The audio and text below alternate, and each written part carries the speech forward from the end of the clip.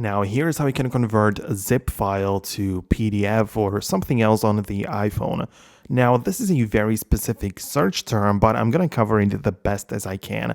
Essentially, if you have a zip file on your iPhone, the way to unzip it or to open it up is relatively simple because all you have to do is just to tap on it like this, and you can see a new folder is going to be added to your browse or whatever section you are in, right?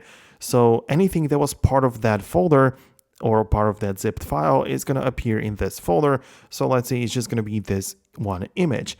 Now, converting zip files to PDFs is not really, a thing, as zipped files are just like compressed files of any type.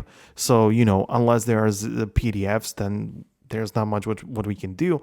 However, if you want to do any kind of conversion of any files, I would recommend you to use simply the Safari web browser and type in the original file type and the new one which you want to convert to into the search, and you're going to be able to do it quickly. So let's say, I don't know, you have a PNG image, so you can type in PNG to PDF converter like this.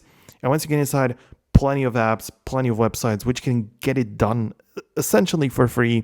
Perhaps there are going to be some ads, but so many options to choose from, and you can just upload your files, and yeah, you can then download the exported. This applies to essentially any file type. Just type that in into Google and you're going to be able to perform any type of conversion you like. So just like all the time, make sure you are subscribed to this channel. Also, let me know in the comments if there is anything even more specific that you are kind of struggling with. So yeah, go ahead and do that, and I'm just going to see you later on in the next video.